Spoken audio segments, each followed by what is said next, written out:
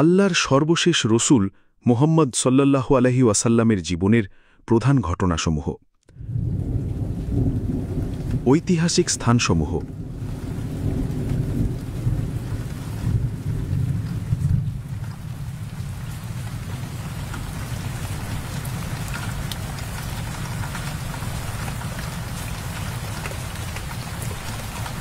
Mecca Saudi আরবের পশ্চিম অংশে অবস্থিত। তায়েফ মক্কা থেকে ৬০ কিলোমিটার পূর্বে অবস্থিত। হুদাইবিয়া মক্কা থেকে ২২ কিলোমিটার পশ্চিমে অবস্থিত। হুনাইন মক্কা থেকে ৩৫ কিলোমিটার উত্তর পূর্বে অবস্থিত।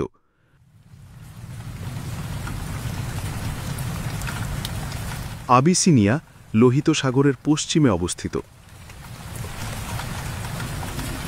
মদিনা মক্কা থেকে ৪৫০ কিলোমিটার উত্তরে অবস্থিত। বদর মদিনা থেকে ১৫০ কিলোমিটার পশ্চিমে অবস্থিত। খায়বার মদিনা থেকে ১৩০ কিলোমিটার উত্তরে অবস্থিত। তাবুক মদিনা থেকে ৭০০ কিলোমিটার উত্তরে অবস্থিত। মুতা বাইতুল মুকাদ্দসের কাছে জর্ডানে অবস্থিত।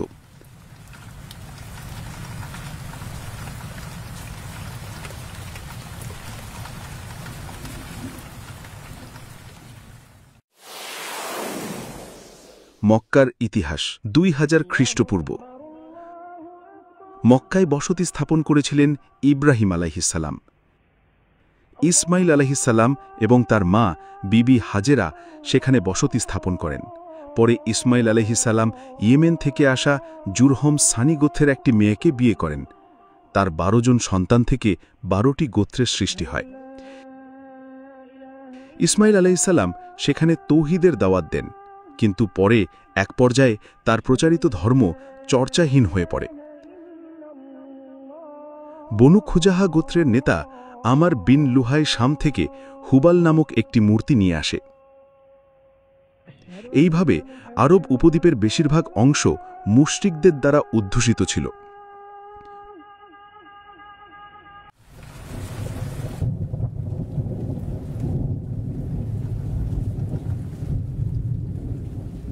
পবিত্র কাবা।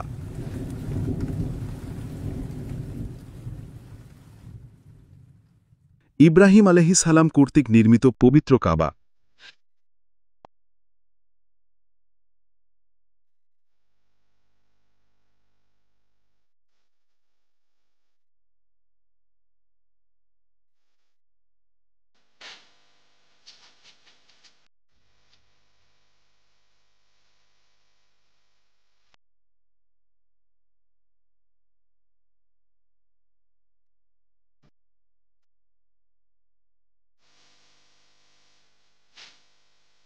কালো পাথর।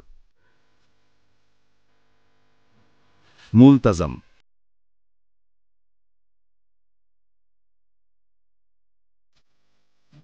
মাকামে ইব্রাহিম।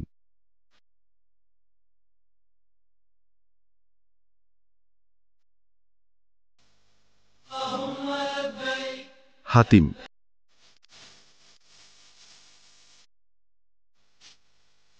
জমজম।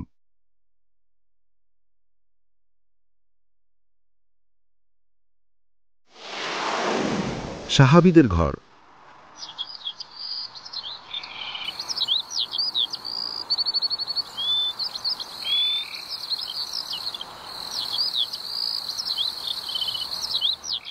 দারুন নাদোয়া।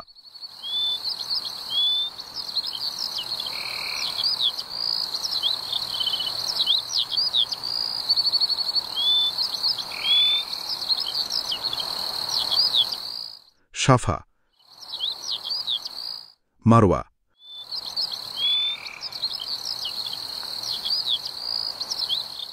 আব্দুল্লাহর ঘর।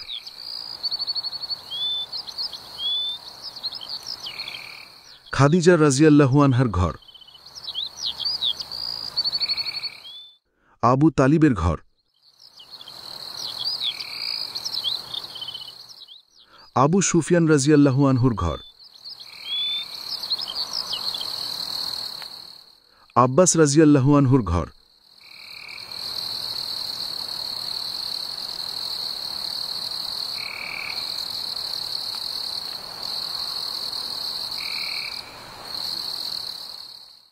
আবু বকর রাজিয়াল্লাহু আনহুর ঘর।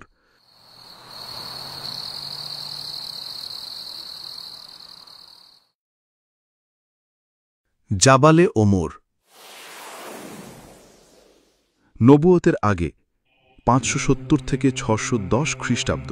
570 সালে রাসূলুল্লাহ সাল্লাল্লাহু আলাইহি ওয়াসাল্লাম মক্কার কুরাইশ বংশের হাশেমি গোত্রে জন্মগ্রহণ করেন।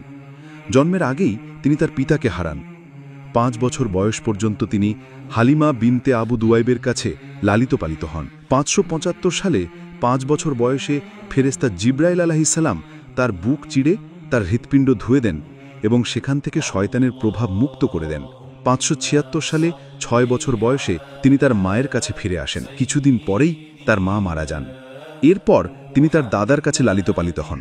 8 বছর বয়সে তার দাদা আব্দুল মুত্তালিব মারা যান। এরপর তিনি তার চাচা আবু তালিবের কাছে লালিত পালিত হন। 20 বছর বয়সে তিনি হিলফুল ফুজুল নামে একটি সামাজিক সংগঠন গঠন করেন। 595 সালে 25 বছর বয়সে তিনি খাদিজা রাজিয়াল্লাহু আনহাকে বিয়ে করেন।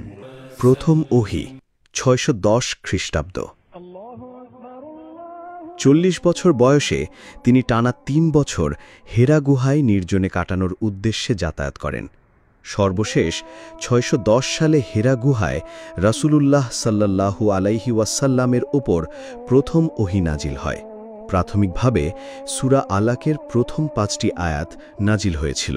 তিনি খুব ভয় পেয়ে যান এবং খাদিজা রাজিয়াল্লাহু আনহা তাকে ওয়ারাকা বিন নৌফলের কাছে নিয়ে যান।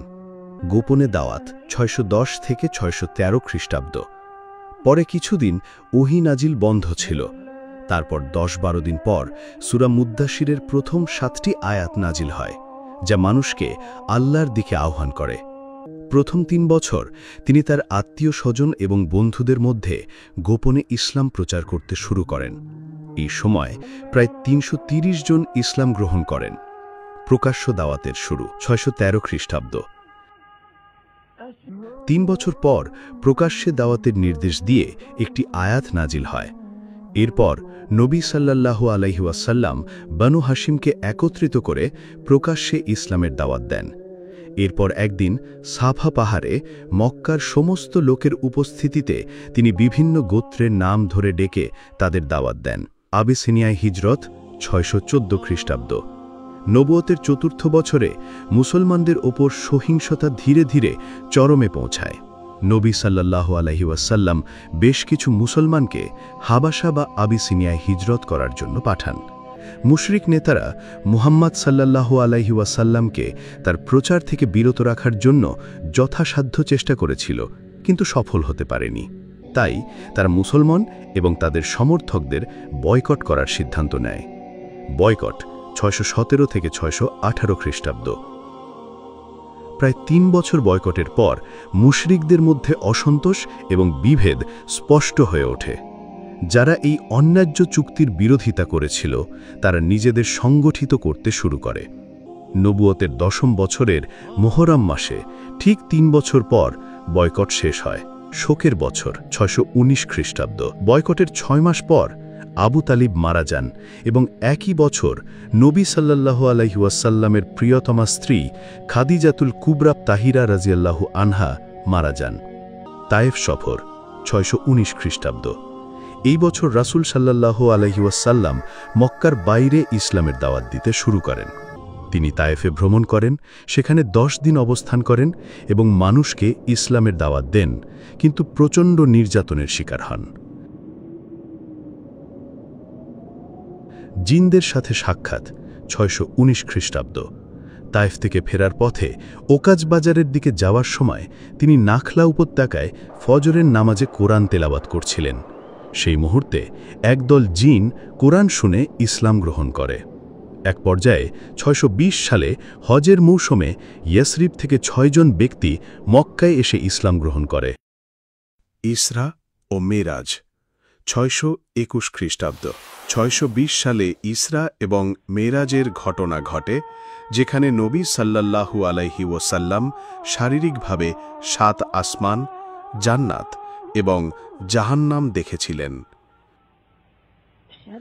আকাবার বায়াত 621 থেকে 622 খ্রিস্টাব্দ। 621 সালে ইয়াসরিব থেকে হজ করতে এসে 12 জন ব্যক্তি আকাবা নামক স্থানে রাসূলুল্লাহ সাল্লাল্লাহু আলাইহি ওয়াসাল্লামের হাতে বাইয়াত গ্রহণ করেন। এরপর রাসূলুল্লাহ সাল্লাল্লাহু আলাইহি ওয়াসাল্লাম মদিনায় একদল মুবাল্লিগ পাঠান। 622 সালে মদিনা থেকে প্রায় 70 জন ব্যক্তি আকাবার দ্বিতীয় বাইয়াতে অংশ নেন। 622 সালে মক্কার মুশরিকরা আল্লাহর রাসূল সাল্লাল্লাহু আলাইহি ওয়াসাল্লামকে হত্যার ষড়যন্ত্র করে। তখন সর্বশক্তিমান আল্লাহ রাসূল সাল্লাল্লাহু আলাইহি ওয়াসাল্লামকে মক্কা থেকে হিজরত করার অনুমতি দেন। মদিনায় হিজরত 622 খ্রিস্টাব্দ।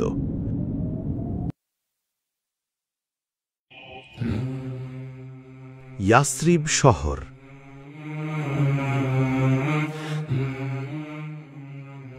হিজরতের সময়ে যুদ্ধবিধ্বস্ত ইয়াসরিব প্রধানত দুটি দলে বিভক্ত ছিল। একটি দল ছিল ইয়াসরিবের পৌত্তলিক মুশরিক সম্প্রদায়, যা প্রধানত দুটি গোত্রে বিভক্ত ছিল, আউস এবং খাজরাজ। দ্বিতীয় দলটি ছিল ইহুদি সম্প্রদায়। তাদের তিনটি প্রধান গোত্র বনু কাইনুকা, বনু নাদির এবং বনু কুরাইজা মদিনার উপকণ্ঠে তাদের সুরক্ষিত দুর্গে বাস করত। কুবায় প্রথম মসজিদ 622 খ্রিস্টাব্দ। নবী সাল্লাল্লাহু আলাইহি ওয়াসাল্লাম কুবায় 14 দিন অবস্থান করেন এবং সেখানে 3টি মসজিদ নির্মাণ করেন। এরপর তিনি ইয়াসরিবে চলে যান। মসজিদে নাবাবী 622 খ্রিস্টাব্দ। তখন সেখানে একটি মসজিদ নির্মাণ করা হয়। ছাদটি খেজুর গাছের কাণ্ডের উপর স্থাপিত ছিল এবং সেটি খেজুর পাতা এবং কাদামাটি দিয়ে নির্মিত ছিল। এর 3টি দরজা ছিল, দক্ষিণে বাবে রাহমত, পশ্চিমে বাবে জিব্রিল এবং পূর্বে বাবে নিসা। কিবলা পরিবর্তন 624 খ্রিস্টাব্দ। মদিনায় হিজরত করার পর তিনি প্রাথমিকভাবে বাইতুল মাকদিসের দিকে মুখ করে নামাজ পড়তেন। তারপর আল্লাহ কাবার দিকে কিবলা পরিবর্তন করে দেন। বদরের যুদ্ধ 624 খ্রিস্টাব্দ। যুদ্ধের কারণ আবু সুফিয়ানের বাণিজ্য কাফেলাকে বাধা দেওয়া এবং যুদ্ধলব্ধ সম্পদ অর্জন করা। অবস্থান মদিনা থেকে 160 কিলোমিটার পশ্চিমে। সৈন্য সংখ্যা মুসলমান ছিল 313 জন আর মুশরিক ছিল 1000 জন। ফলাফল মুসলমানদের বিজয়। এই যুদ্ধটি প্রারম্ভিক যুগে মুসলিম সম্প্রদায়ের জন্য একটি গুরুত্বপূর্ণ ঐতিহাসিক সন্ধিক্ষণ হিসেবে চিহ্নিত হয়েছিল।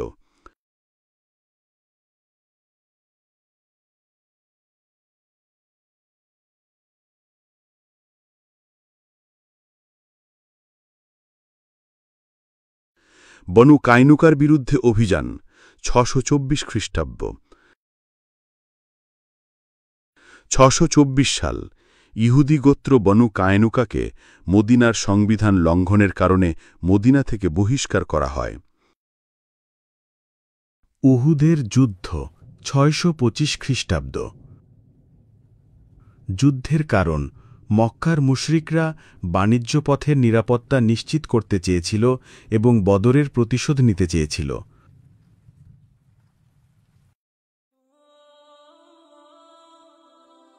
অবস্থান মদিনা থেকে 3 মাইল উত্তরে উহুদের সমভূমিতে।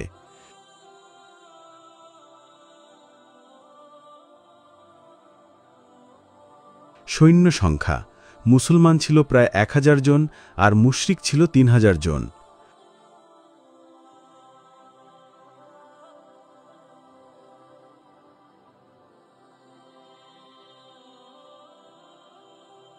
ফলাফল দৃশ্যত অমীমাংসিত, কিন্তু মুসলমানদের জন্য উল্লেখযোগ্য ক্ষতি এবং 70 জন শহীদ।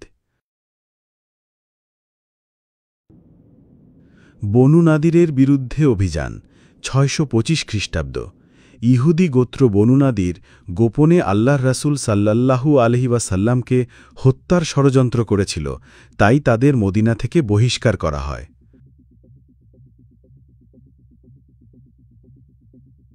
আহজাবের যুদ্ধ 627 খ্রিস্টাব্দ। কারণ কুরাইশ এবং তাদের মিত্রগোত্রগুলো মদিনা রাষ্ট্রকে সম্পূর্ণরূপে ধ্বংস করার জন্য একত্রিত হয়েছিল।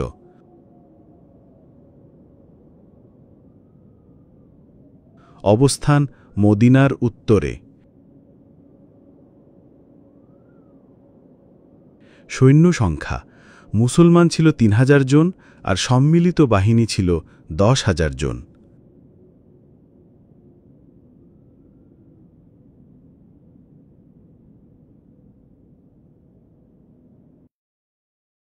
ফলাফল অমীমাংসিত। বনু কুরাইজার বিরুদ্ধে অভিযান ৬২৭ খ্রিস্টাব্দ। ৬২৭ সালে বনু কুরাইজা খন্দকের যুদ্ধের সময় কুরাইশদের সাথে যোগ দিয়ে মুসলমানদের সাথে বিশ্বাসঘাতকতা করে।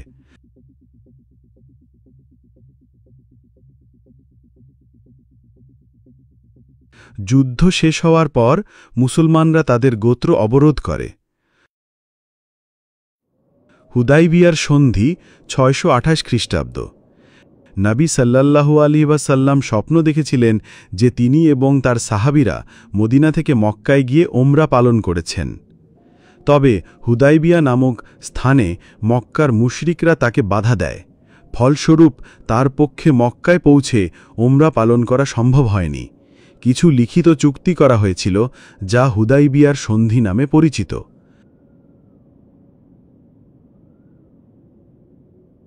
খাইবারের অভিযান ৬২৮ খ্রিস্টাব্দ। মদিনা থেকে বহিষ্কৃত ইহুদিরা খাইবারে একটি জোট গঠন করে এবং ইসলামের বিরুদ্ধে ষড়যন্ত্র শুরু করে। নবী সাল্লাল্লাহু আলাইহি ওয়াসাল্লাম তাদের উপর আক্রমণ করেন এবং বিজয়ী হন।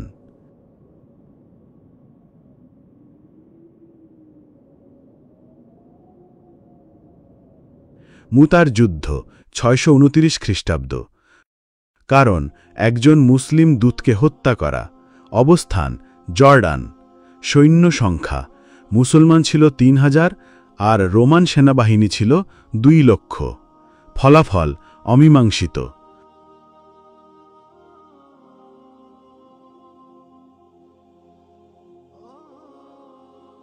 মক্কা বিজয় ৬৩০ খ্রিস্টাব্দ। ১০ বছরের জন্য নির্ধারিত হুদাইবিয়ার সন্ধি মাত্র ২ বছর পরেই ভেঙে যায়। মুহাম্মদ সাল্লাল্লাহু আলাইহি ওয়াসাল্লাম ১০,০০০ সাহাবী নিয়ে মক্কার দিকে যাত্রা করেন। সামান্য প্রতিরোধেই মক্কা বিজিত হয়। হুনাইনের যুদ্ধ ৬৩০ খ্রিস্টাব্দ। মক্কা বিজয়ের খবর শুনে হাওয়াজিন এবং সাকিফ গোত্র দুটি মুসলমানদের মোকাবেলা করার জন্য ৪,০০০ সৈন্য প্রস্তুত করে। জবাবে নবী সাল্লাল্লাহু আলাইহি ওয়াসাল্লাম তাদের বিরুদ্ধে যুদ্ধ করার জন্য ১২,০০০ সৈন্য নিয়ে যাত্রা করেন।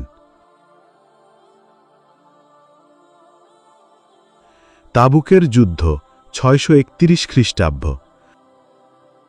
আল্লাহ রাসূল সাল্লাল্লাহু আলাইহি ওয়াসাল্লাম খবর পান যে রোমান সম্রাট হেরাক্লিয়াস একটি বিশাল সেনাবাহিনী নিয়ে মদিনা আক্রমণ করতে আসছেন। তাদের মোকাবেলা করার জন্য তিনি ৩০,০০০ সৈন্য নিয়ে তাবুকে যান। তিনি সেখানে ২০ দিন অপেক্ষা করেন, কিন্তু কেউ উপস্থিত হয়নি।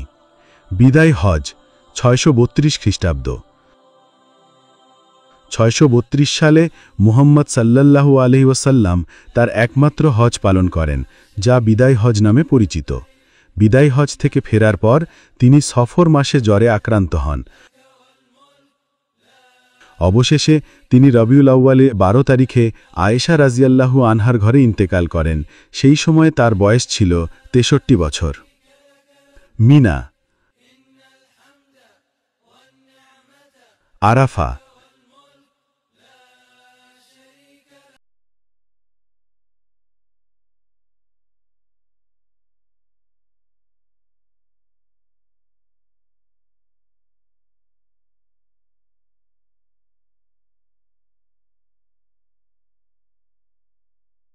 জাবালে রহমত।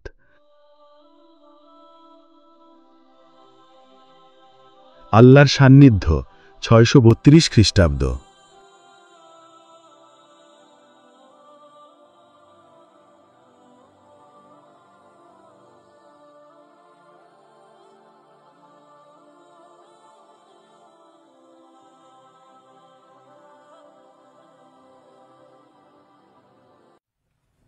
উপস্থাপনায় আল কুরআনের ভাষা ইনস্টিটিউট।